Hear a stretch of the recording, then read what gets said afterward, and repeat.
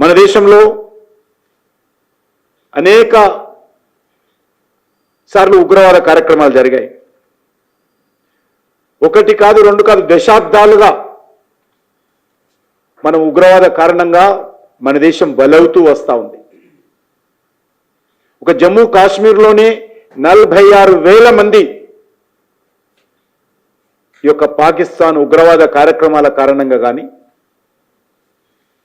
ఇతర యుద్ధాల కారణంగా కానీ ఒక జమ్మూ కాశ్మీర్లోనే 46,000 మంది భారతీయులను బలివ్వాల్సి వచ్చింది.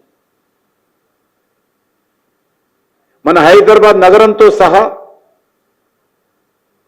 అనేక రాష్ట్రాలలో పాకిస్తాన్ ఐఎస్ఐ ప్రేరిత ఉగ్రవాదులు ఏ రకంగా దేశ సమగ్రతను, సమైక్యతను, మత సామరస్యాన్ని దెబ్బతీసే ప్రయత్నము, అమాయకుల ప్రాణాలు తీసేటువంటి ప్రయత్నము పాకిస్తాన్ చేసిందో మనం అందరం కూడా నగ్న సత్యంగా మనమే స్వయంగా సాక్షులం. మన హైదరాబాద్ నగరంలో సెక్రటరియట్ ఎదురుగా లుంబిని పార్కులో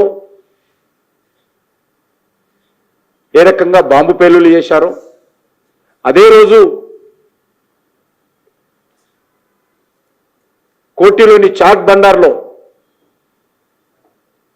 ఏ రకంగా బాంబు పేలులు చేశారో మనకందరికీ తెలుసు. దిల్సుఖ్నగర్ సాయిబాబా టెంపుల్ దగ్గర ఏ రకంగా అమాయకులను హత్య చేశారో మనకందరం చూశాం. మనం స్వయంగా సంఘటన జరిగిన 10 నిమిషాల్లో నేను కూడా ఆ రోజు ఆ సంఘటన దగ్గరికి వెళ్ళాను. Within 10 minutes ACP IPS officer Krishnaprasad మెహందీపట్నంలో AK-47తో ఏ రకంగా చంపారో మనం చూశాం. మా భారతీయ జనతా పార్టీ కార్పొరేటర్ నందరాజు గౌడ్ను అంబర్పేటలో ఏ రకంగా పాకిస్తాన్ ఐఎస్ఐ ఉగ్రవాదులు హైదరాబాద్లో చంపారో మనం చూశాం. ఒకటి కాదు, రెండు కాదు, వేల మంది మన దేశంలో అనేక వందల సంఘటనలలో చనిపోయారు. అది పార్లమెంట్ మీద దాడి కావచ్చు, పాకిస్తాన్ తాజ్ హోటల్ మీద దాడి కావచ్చు, ముంబైలో 7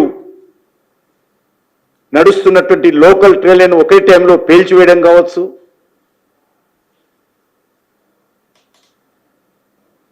విమానాలను హైజాక్ చేయడం కావచ్చు, దేవాలయాలను ధ్వంసం చేయడం కావచ్చు, అనేక మంది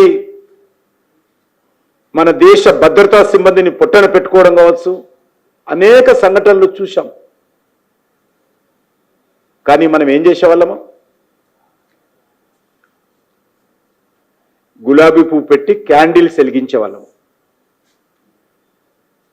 ఈరోజు క్యాండిల్ నుంచి బ్రహ్మోస్ వదిలే మార్పు నరేంద్ర మోడీ గారి నాయకత్వంలో భారతదేశానికి వచ్చింది. క్యాండిల్ కాదు వెలిగించాల్సింది, మిజైల్స్ వదలాలి, బ్రహ్మోస్ వదలాలి, ఉగ్రవాదుల ఊచకొత్త కొయ్యాలి. భారతదేశం అంటే, భారత సైనికులంటే 140 కోట్ల మంది అంటే భయపడాలి, నిద్రలోనే భయపడాలి ఉగ్రవాదులు అనేటువంటి ప్రయత్నము నరేంద్ర మోడీ గారు ప్రధానమంత్రి అయిన తర్వాత మనం చేస్తా ఉన్నాం. అంతకుముందు మన దేశ చరిత్రలో లేదు ఇది. సంతాపం ప్రకటించడము, గులాబీ పూలు పెట్టడము, క్యాండిల్స్ వెలిగించడం, దీనికే మనం పరిమితం అయ్యేటువంటి వాళ్ళం. కానీ ఈరోజు సమగ్రమైనటువంటి భారతదేశ విధానంలో మోడీ గారి నాయకత్వంలో అద్భుతంగా మన సైనికులు, మన సేన తమ శక్తి సామర్థ్యాలతో ఒక నూతన చరిత్ర, నూతన అధ్యాయము మన దేశంలో ప్రారంభమైంది. సైనికులు చేసినటువంటి వీరోచితమైనటువంటి ప్రతిచర్యల కారణంగా ఈరోజు మనమందరం కూడా తల ఎత్తుకుని తిరిగే పరిస్థితి ఏర్పడింది. 2005లో ఢిల్లీలో వరుస బాంబులు కావచ్చు, 2006లో వారణాసి బాంబు పేలులు కావచ్చు, 2006లో ముంబైలో రైలు పేలులు కావచ్చు. ఈ రకంగా నా దగ్గర చాలా పెద్ద లిస్ట్.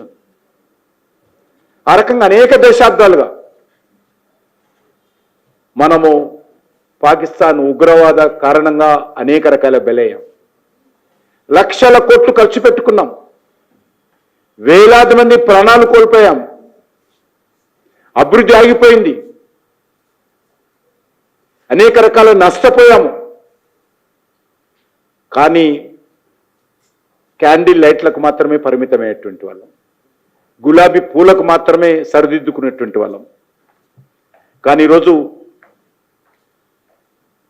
భారత ప్రభుత్వం, మన సైనికులు, మన భారతీయ సైన్యము ఒక కొత్త చరిత్ర రాసేటువంటి ప్రయత్నం చేయడం జరిగింది.